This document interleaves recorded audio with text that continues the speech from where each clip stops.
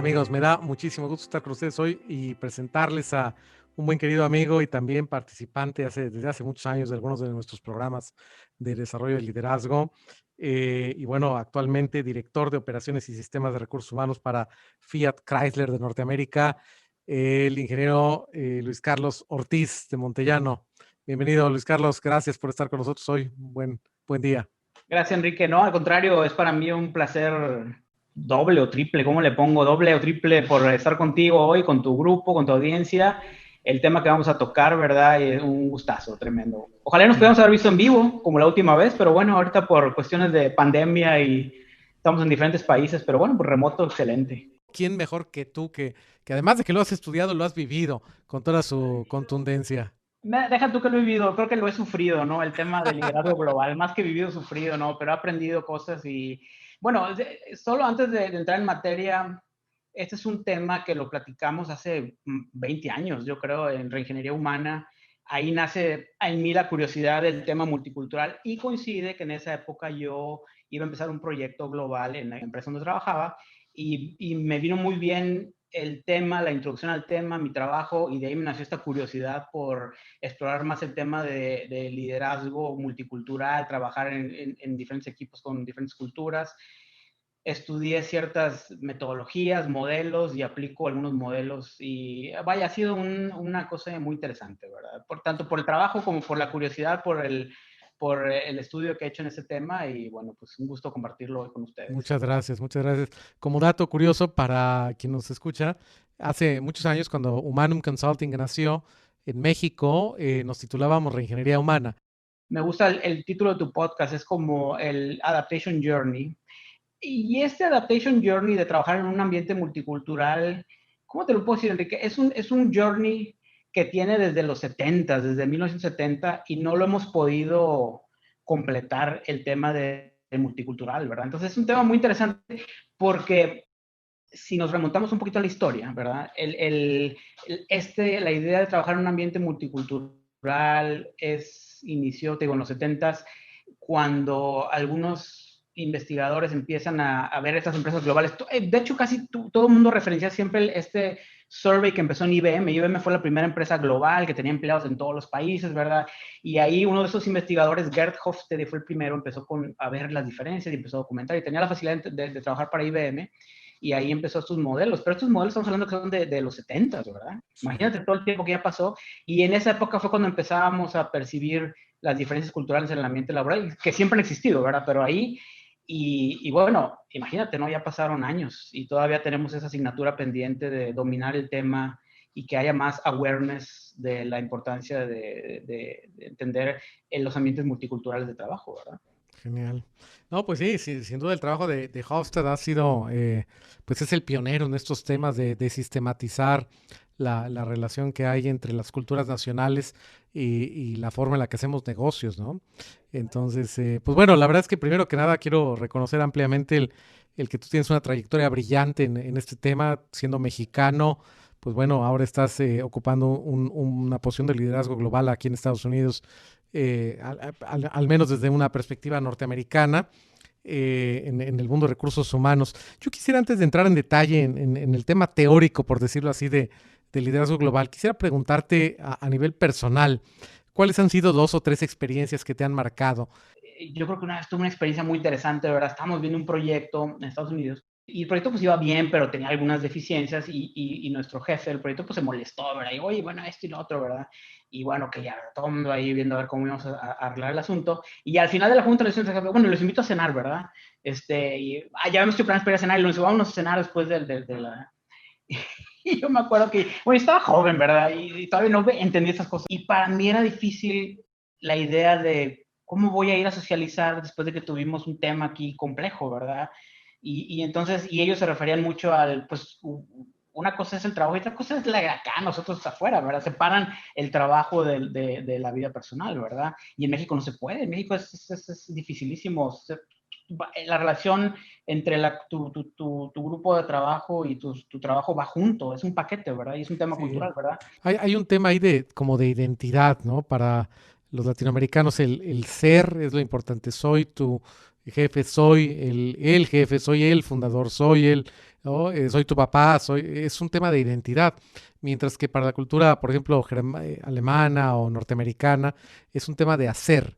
Es mi rol como directivo, mi rol como papá, ¿no? Y no soy tu papá, simplemente ejerzo ahorita una especie de función como tu tutor, tu papá, pero no modifica tanto mi identidad, ¿no? Parecería que por ahí va también la diferencia, ¿no? Hay que cuidar el trabajar en diferentes culturas porque a veces es difícil replicar el éxito que tú tuviste en un país, en una cultura, en otro país de diferente cultura. A veces puede ser incluso como contradictorio.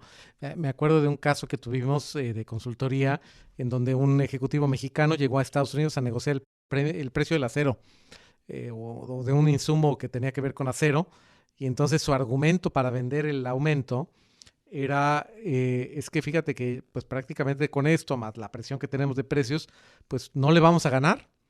Y entonces el ejecutivo norteamericano dijo, ¿cómo? Sí, pues es que con esto nuestro margen se reduce prácticamente a cero. Entonces toma el precio porque conviene, tú vas a ganar. Y cuando, bueno, lo dejó pensando. Y llegó un ejecutivo que tenía buen entrenamiento en este tema de liderazgo multicultural y le dijo, ¿sabes qué? Que estas son las realidades del mercado, yo tengo que aumentar este precio para mantener este margen. Y así que este es el precio que te tengo que dar. Y el otro dijo, ah, bueno, pues acuerdo, ¿verdad? Firmamos. En Latinoamérica apostamos a una cultura de scarcity, a una cultura en donde yo no tengo que ganar para que hay poquito, solo uno va a ganar. Y una diferencia es con la cultura norteamericana, por ejemplo, como pues tú tienes que ganar, sino para qué estamos haciendo negocios, ¿no? Claro, claro. O también, por ejemplo, una cualidad o una característica de la cultura latinoamericana, o ahorita que entramos en el modelo lo vamos a poder clasificar de otra manera, pero otra cualidad es que tú priorizas la relación antes del resultado, ¿verdad? Y entonces tú llegas a otro país a desarrollar tu trabajo y con tu cultura latinoamericana, automáticamente tú vas a priorizar la relación con las personas, ¿verdad? Y vas a dejar, y no que no te entregues el resultado, es un tema de prioridad, ¿verdad? Entonces tú vas a priorizar el armar tu red de relaciones y luego en forma secundaria, con el mismo empeño, ¿verdad? Que le ponemos el resultado, pero priorizas distinto, ¿no? Y ahí cambia la cosa, ¿verdad? Ahí en una cultura más lineal, tú priorizas el resultado y en forma secundaria priorizas la relación, ¿verdad? Y entonces ahí de entrada hay un choque cultural grande, ¿verdad? Y entonces hay que aprenderlo, ¿verdad? Hay que crear el awareness, ¿no? Entonces, lo que comentas es correcto, el scarcity o el priorizar la relación, ¿verdad? O, por ejemplo, el concepto de yo baso más mis decisiones en mi experiencia y no en datos, ¿verdad? Esas son dos diferencias muy grandes, ¿verdad? Tú tienes una cultura donde usas más anécdotas, usas más tu feeling, usas más tus experiencias, ¿verdad? Lo cual no es malo, no estamos hablando que una sea, y tienes otra cultura que usa más hard data, ¿verdad? Entonces, y también ahí un líder que cree en estas diferencias, pues tiene que ver que existen las diferencias y eso va a crear fricción, ¿verdad? Cuando hay diferencias, no de trabajo, ¿no? Y Claro. entonces, Perdón, esto que acabas de comentar se me hace crítico. De hecho, quiero decirte que uno de los 9 hallazgos centrales de lo que fue mi tesis doctoral en relación con cuáles son los elementos que se necesitan para acelerar el liderazgo de los latinoamericanos, uno de ellos es justo lo que acabas de comentar, que es aprender a pensar mucho más en una database mindset que en una experience-based mindset, ¿no? Me parece muy, muy crítico porque, como bien comentas, los latinoamericanos somos pues mucho más basados en a mí me ha ido bien con esto o siento que esto y también es cierto que en Latinoamérica tenemos el gran problema comparado con Estados Unidos u otros países del primer mundo, como le llamamos, el tema del acceso a los datos. Ciertamente es más complicado acceder datos en Latinoamérica que la cultura norteamericana, en donde incluso la participación que tenemos acá en Estados Unidos simplemente en el censo de población, no la enfrentamos con ese escepticismo o esa duda que la enfrentamos en Latinoamérica. Entonces es mucho más accesible la información profunda. Los datos que se producen en Estados Unidos, por ponerlo como ejemplo, pues son mucho más abundantes, ¿no? Que lo que hay en la cultura latinoamericana. y eso es cuando tienes datos, pero cuando tomas decisiones, el ejecutivo, por ejemplo, necesitaría pedir los datos, ¿verdad? Entonces, estamos partiendo culturalmente hablando que el ejecutivo latinoamericano es un poco más flexible en tomar decisiones con cierta cantidad de datos y con cierta cantidad de experiencias, ¿verdad? Cuando tienes un ejecutivo de países más lineales donde ellos van a usar más los datos y menos las experiencias, ¿verdad? Y si no existen los datos, pues más vale que los crees, ¿verdad? Para poder convencer a alguien de otras culturas para tomar la decisión, ¿verdad? Entonces más vale que los generes, ¿no? Entonces, yo encontré un modelo que es el que he usado toda mi carrera y lo sigo usando, lo usé la semana pasada y lo sigo usando en todos mis proyectos. Este modelo se llama el modelo multicultural de Richard Lewis, ¿no? Y él Famoso lo que autor de When Cultures Collide, si no mal Culture recuerdo. Collide, exacto. Ese es el libro, el When Cultures Collide, y ojalá lo vamos a recomendar a la audiencia, ¿verdad? Ese libro ha sido mi referencia en los últimos 20 años, ese libro, ¿verdad? When Fantástico, Cultures claro. Collide, ¿no? Entonces, Richard Lewis dice, bueno, el problema con el modelo Hofstede es que tiene 5 variables por 2, tiene 10 variables, y tú más o menos juegas con las variables para entender las culturas, ¿verdad? Y Richard Lewis lo simplificó, ¿no? Richard Lewis nada más lo pone como un triángulo, ¿no? Y dice, bueno, hay 3 grandes grupos de culturas, ¿no? Dice Richard Lewis, ¿no? Dice, está la cultura, él le llama la lineal, imagínatelo esto en el cuadrante del triángulo de abajo a la izquierda y luego lo pone en la derecha, pone las culturas reactivas, dice, están las lineales, las reactivas, en el triángulo en la parte de abajo y en la parte de arriba pone las culturas multilineales, ¿no? Entonces tienes multilineales, lineales y reactivas, ¿no? O multiactivas también le dicen. Entonces las lineales, las multiactivas arriba y las reactivas, ¿no? Más o menos para darnos una idea, él dice, el representante de la cultura lineal en términos de país, él dice es Alemania, ¿verdad? Entonces, cuando él dice Alemania es el representante de la cultura lineal, hace mucho sentido. Del otro lado, las culturas reactivas, fíjate que no la conozco, pero él dice que es Vietnam, es el representante de la cultura reactiva, y cerquita de ese cuadrante pone a China, ¿no? Y pone Japón, ¿verdad? Pone esas otras culturas, ¿no? Del otro lado, ¿no? Y en la parte superior, las representantes de las culturas multilineales él pone el bloque de Latinoamérica, él pone Argentina, México, España, Italia.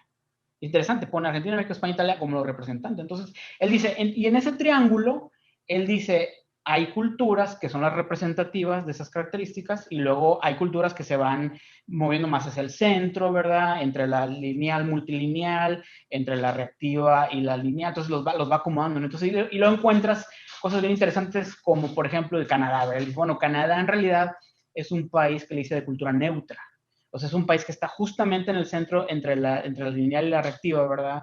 Y bueno, para los que hemos tenido la oportunidad de trabajar en Canadá, bueno, ahí lo ves, pero clarito, ¿verdad? Cómo es una cultura neutra, ¿no?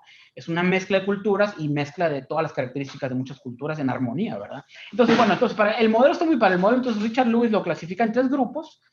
Aquí lo importante y lo que yo siempre le digo a la gente cuando platicamos de este modelo es, aquí es donde tenemos que tomar en cuenta, fíjate, cuando Richard Lewis lo pone en su metodología, él dice, las relaciones de trabajo entre países que están en el mismo grupo, ¿no? Las relaciones de trabajo entre Estados Unidos, Alemania y Gran Bretaña, en el ámbito multicultural, pues son productivas, ¿verdad? Él dice, en ese bloque son productivas. ¿Por qué? Bueno, vamos a hablar, ¿por qué son productivas? Bueno, porque es una cultura, él dice, la cultura lineal es la cultura orientada a datos, impersonal, estructurada, ¿verdad? Sigue una agenda, sigue patrones, repetitiva, ¿verdad? El profit, ¿verdad? Entonces, él dice, entonces tienes esta cultura lineal, la relación de trabajo en el ámbito cultural, en este bloque, pues es efectiva, ¿verdad? Pues tienen los mismos mindset, tienen sus mismas preferencias, ¿no? El mismo autor dice, tienes una cultura reactiva, Vietnam, China, ¿verdad? Es una cultura un poco más, y para los que han tenido experiencia de trabajar en China, lo ven, ¿verdad? Es una cultura donde él dice, es una cultura de gente que muy callada, le llama reactiva porque ellos esperan a que alguien más inicie la conversación, a que alguien más inicie el proyecto o la iniciativa y ellos van a reaccionar, ¿verdad?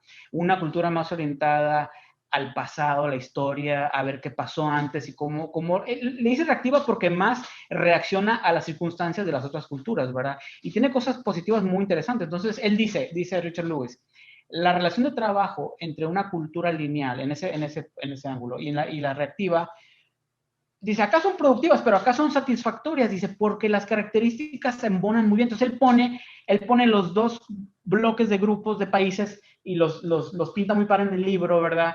como si fueran ojos y cómo se ven entre ellos dos y se ven como amigables, ¿no? Entre los reactivos y los lineales, ¿verdad? En donde está el medio del asunto, Enrique, donde yo creo que necesitamos más capacitación, más awareness en Latinoamérica. El mismo autor dice, las relaciones de trabajo entre los lineales y los multiactivos, o los multilineales. Y los multilineales, ¿cómo son? Bueno, ya más o menos empiezan a unir, ¿verdad? Los multilineales son los latinos no, o los italianos o los españoles, son personas más personales, más hacia la persona, mucho más flexibles en su manera de trabajar, trabajan con muchas cosas a la vez, muy creativos, muy innovadores, muy platicadores, ¿verdad? Entonces, ahí empieza a verse cómo los clasifican. Entonces, Richard Lewis dice, la relación de trabajo de estos dos polos, el de arriba del triángulo y los multiplicados, él le dice, es conflictiva. Hay que tomar en cuenta que Estados Unidos, Alemania, representa a la cultura lineal, ¿verdad? México, Argentina, España, Italia, representan, ni siquiera es como que, bueno, escala de gris, ¿verdad? Somos los representantes, ¿no? Entonces, Richard Lewis en su libro, en varias veces dice, la relación de trabajo es de fricción, ¿verdad? Y no lo dice mal, lo dice, hay que estar conscientes de esa situación, ¿verdad? Y entonces, para México representa una cuestión que deberíamos de verlo más porque es muy fácil para un empleado mexicano irse a trabajar a Estados Unidos, ¿verdad? Por la cercanía y por cómo está el mercado entre nosotros. O sea, somos partners, ¿verdad? En negocio. Entonces, es común mover talento en las organizaciones globales entre México y Estados Unidos, ¿verdad? Pero nunca nos detenemos a pensar que en el modelo multicultural estamos en los dos polos opuestos, ¿verdad? Sí, yo creo que no hay, siempre lo comentamos, no hay frontera más amplia que la de México, Estados Unidos, donde haya más interacción y donde al mismo tiempo tengamos un nivel de divergencia en nuestras underlying basic assumptions tan distante como la de México y Estados Enormes, Unidos, ¿no? enormes, enormes, de verdad. Y entonces estamos tan cerca y hay tanto movimiento de negocio, comercio, talento, ¿verdad? Que yo he sido parte, yo he vivido, yo he visto, ¿verdad? Pero no le dedicamos el tiempo como Richard Lewis lo dice, ¿verdad? Que dice, es una relación de fricción, ¿verdad? Es una relación de conflicto, ¿verdad? A mí siempre me ha preocupado que entonces los elementos de éxito que un ejecutivo tiene en México o en Argentina, ¿verdad? No son los mismos elementos de éxito en una cultura lineal, ¿verdad? Entonces, si tú vas a mover un ejecutivo de México a Estados Unidos, debemos de invertir tiempo en el awareness y en la preparación, ¿verdad? Porque al final de cuentas, ¿qué es lo que queremos lograr? O sea, al final de cuentas, el estudio de las multiculturas y el que existe el awareness, la capacitación, queremos reducir la fricción y la fricción es tanto el que va a la asignatura, ¿verdad? Y tanto los que reciben, ¿verdad? La fricción se va a crear en los dos bandos. Te voy a poner un ejemplo personal. Mi jefe me dice, oye, este último año, híjole, hemos hecho un montón de cosas, ¿verdad? Y hemos logrado cosas que no habíamos hecho en muchos años, ¿verdad? Y de alguna manera la persona me da crédito a mí, ¿verdad? Y porque yo estoy ahí a cargo, ¿verdad? Y le digo, no, pues gracias, digo, sí, la verdad es que sí hemos hecho muchas cosas, ¿verdad? Hay cosas que pues, no sé por qué no se habían hecho antes, ¿verdad? Y eso es lo que piensa mi jefe, ¿verdad? Y lo que piensa mi equipo de trabajo es que los traigo, pero con un desorden, ¿verdad? Estamos haciendo de todo y una cosa y otra, ¿verdad? Y entonces, cuando yo veo eso, ¿verdad? En el plano multicultural, pues es que yo reflejo de alguna manera mi cultura y mi manera de trabajar y mi mindset, ¿verdad? En Estados Unidos, ¿verdad? Hoy sí logramos muchas cosas, pues sí, ¿verdad? Y qué padre, pero se interpreta como, gente lo ve como dice, bueno, sí, pero es un tren que no lleva freno, ¿no? Y eso a esa cultura no le gusta, ¿verdad? Claro. Entonces, a lo que voy es, eso es lo que te digo, cuando movemos talento entre latinoamericanos y lineales, ¿verdad? Yo voy a mover un latinoamericano a Estados Unidos, como digo, Alemania, estos países lineales, ¿verdad? Hay que ajustarnos, hay que crear el awareness para eliminar la fricción entre el que llega y el equipo que recibe, ¿verdad? Sí. Fíjate que esto que dices yo lo veo tan delicado porque incluso puede ser contraintuitivo, ¿eh? Tal vendedor, por ejemplo, que es brillante en el contexto de Argentina, de Colombia, de México, probablemente le hagas un mal, incluyéndolo a él, al moverlo a Estados Unidos o Alemania, porque justamente su gran fortaleza que lo ha llevado a ser tan exitoso en el contexto, por ejemplo, mexicano, es justamente esto que dices, ¿no? Esa visión de hacer varias cosas al mismo tiempo, un enfoque en las relaciones, y eso lo hace muy exitoso. Y probablemente al cambiarlo, si no hay este esfuerzo e incluso su deseo de abrirse a una nueva forma de interacción, pues puede ser hasta más costoso para él mismo. Creo que los expatriados en algunos contextos tienen que asumir que la expatriación, más que un premio, es un desafío. Y ese es un desafío que pues tienes que tener una actitud de todo lo que sé tal vez no sea cierto acá. Todo lo que sé, vamos a ponerlo en un hold y que me sirve y que es parte de mí y que me hace ser muy exitoso en un contexto cultural, pero probablemente en este le tengo que bajar y ampliar otras cosas que son las que realmente me van a dar éxito.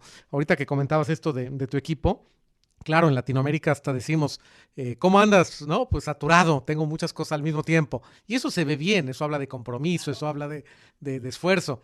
Eso lo dices en un alemán y cómo se estás trayendo 4 proyectos al mismo tiempo, Sí. parecería una falta de disciplina, de orden, de Estructura, eficiencia. ¿verdad? O planeación, exactamente, ¿no? Entonces, Claro. ese es el medio del asunto, ¿verdad? Y la otra situación es, me gusta cómo lo pones tú, cuando uno se va como expatriado, claro, yo lo he vivido, bueno, lo ves primero como, oye, pues es un premio, ¿verdad? Y tiene un incentivo económico muy atractivo, ¿verdad? Pero es como una vez, me acuerdo que yo visité a unos amigos en Veracruz y todas las mañanas tomaban licuado de papaya, ¿no? Y entonces los primeros días era como, oye, mira, qué interesante, en Monterrey no tomamos licuado de papaya, ¿verdad? Y a las 2 semanas ya era como que ya no quería desayunar, ¿verdad? Entonces, este ejemplo chistoso, ¿verdad?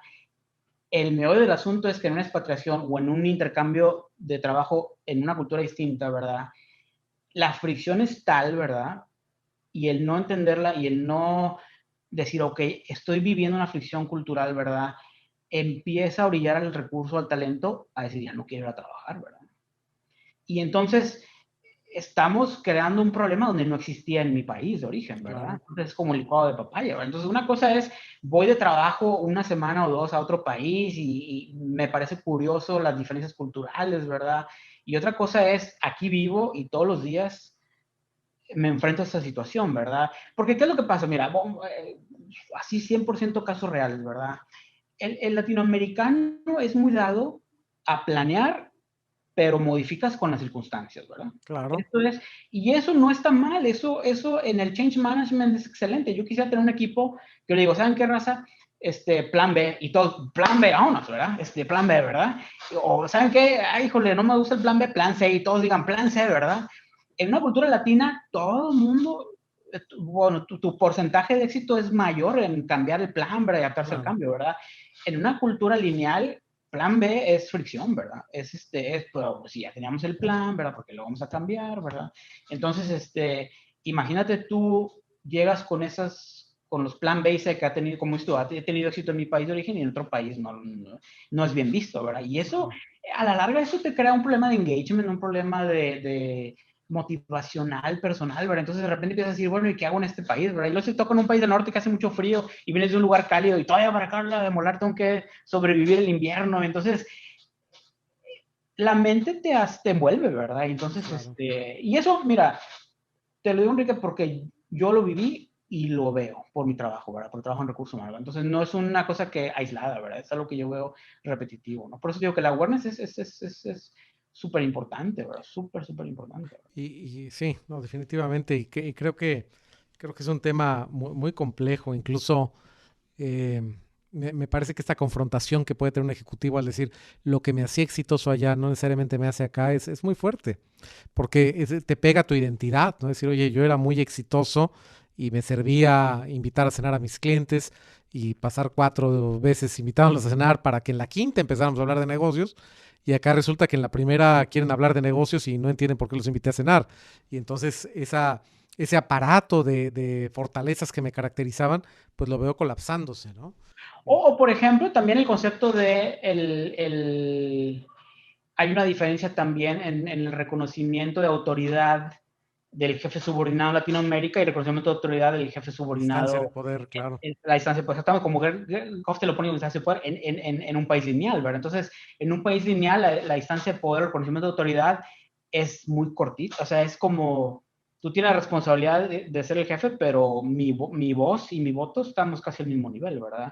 Y en Latinoamérica tienes responsabilidad y culturalmente tienes una gran influencia por el puesto sobre las decisiones. Entonces también eso impacta, ¿verdad? Porque sientes tú que no puedes decidir ni reaccionar tan rápido como lo haces en Latinoamérica, ¿verdad? En Estados Unidos, ¿no? Y tienes que reconocerlo. Y fíjate, o sea, lo que queremos lograr en el reconocimiento del trabajo multicultural es reconocer las diferencias y a lo mejor aquí, Enrique, te va a hacer sentido, el fin último es desarrollar la empatía cultural, ¿verdad? O sea, al final, el fin último es, bueno, ¿y qué vamos a arreglar, verdad? Uno es reconocer, ¿verdad? Y que a las personas que se mueven entre países podamos decirles, mira, es que están esas culturas, son particularidades muy especiales, es la manera de actuar orientado a datos, impersonal, es diferente, pero lo puedes lograr, ¿verdad? El receptor también tienes que tener darle su awareness, ¿verdad? Para lograr lo que queremos es la empatía cultural, ¿verdad? No vamos, o sea, no buscamos cambiar la cultura, porque eso es imposible, ¿verdad?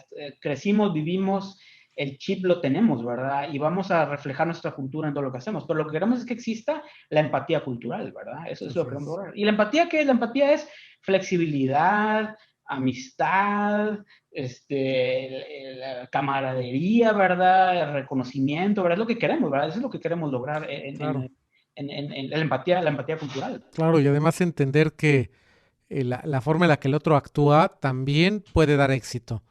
No solamente es mi forma la que da éxito, también la otra funciona y funciona en otro contexto y hay que valorarla y aprender de esa.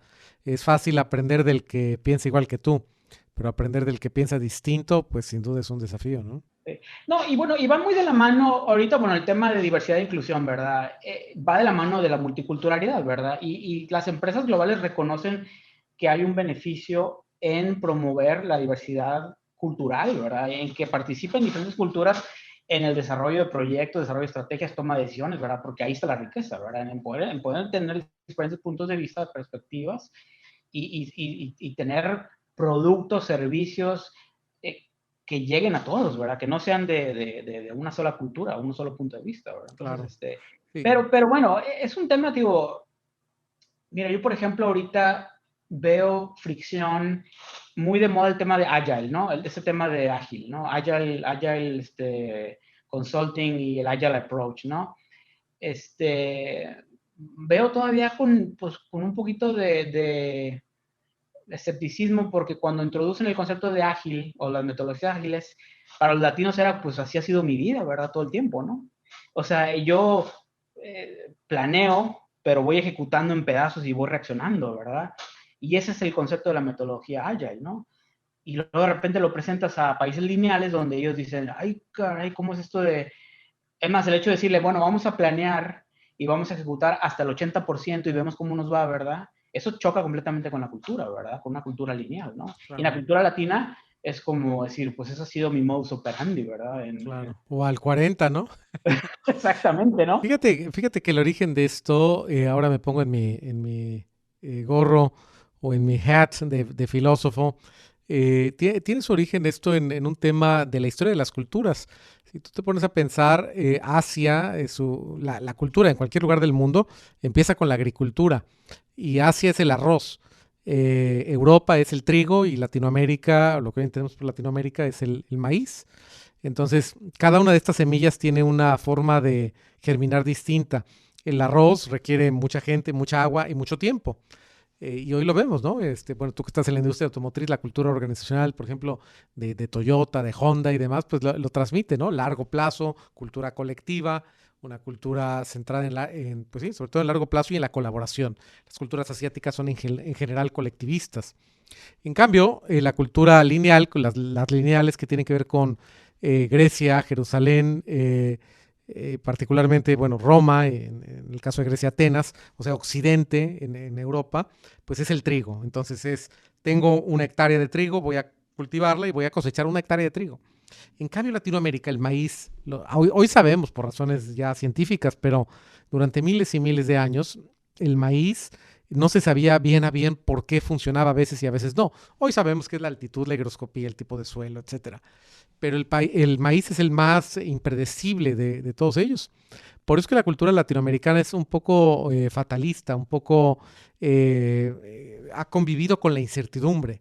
Si acá decimos nos vemos en el aeropuerto en 52 minutos, porque eso me marca el Waze, pues vamos a llegar en 52 minutos. Si eso lo dices en Ciudad de México, pues mira, dice acá que 52 minutos, pero quién sabe, porque puede pasar una manifestación, puede pasar un bache, puede haber lo que quieras. Pero no solo eso, sino que también es parte de nuestra idiosincrasia el decir no controlo el futuro. Y esa es una de las grandes críticas que le he escuchado a líderes norteamericanos o europeos, hablando de latinoamericanos, para su crecimiento. Necesitas aprender a decir yo controlo mi futuro. Y mi interpretación como filósofo en este sentido es cierto, pero es que también es cierto que Latinoamérica tiene circunstancias Claro, estructurales distintas, ¿no? claro, El claro. Estado de Derecho, el acceso a los datos, en No, fin. claro.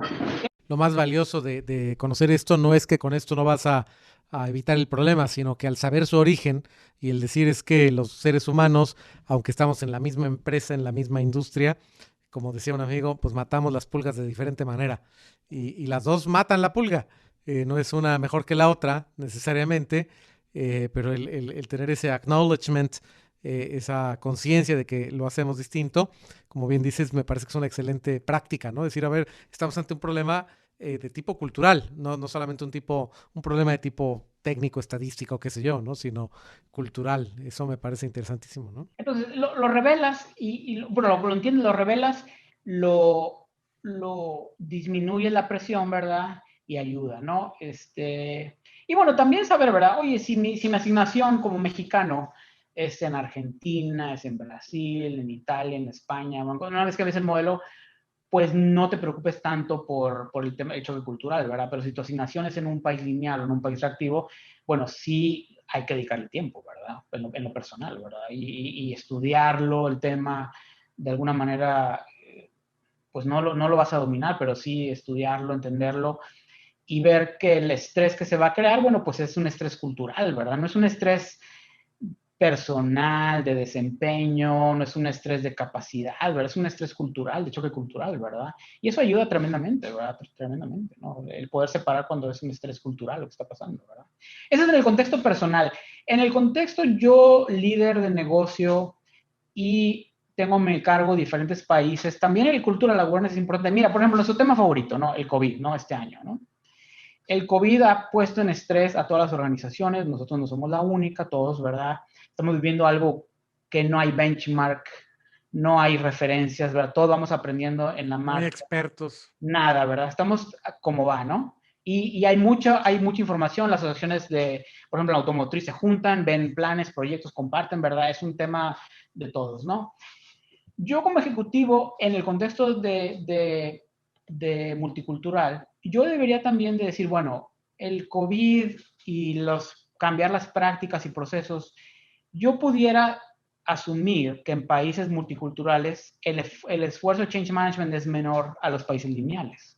Porque yo pudiera asumir con seguridad que cualquier cambio que estoy implementando por el COVID va a ser más fácil adaptarse al cambio a un país multicultural o multilineal que a un país lineal, ¿verdad? Entonces imagínate que yo en mi estrategia de cambio, yo tengo a mi cargo múltiples, diferentes países, entonces yo ahí debería de priorizar en el tema de cambio los países lineales, ¿verdad? Y dedicar más recursos y más esfuerzo al lineal, porque de alguna manera, por la cultura, el asimilarse al cambio, adaptarse al cambio, es más sencillo en los países multilineales, ¿verdad? Entonces, te digo, el cultural awareness es muy bueno, muy positivo. Yo como persona, yo como individuo en mi carrera profesional, yo como expatriado y también como líder de una función, líder de implementar cambios grandes en empresas multiculturales, multipaíses, ¿verdad?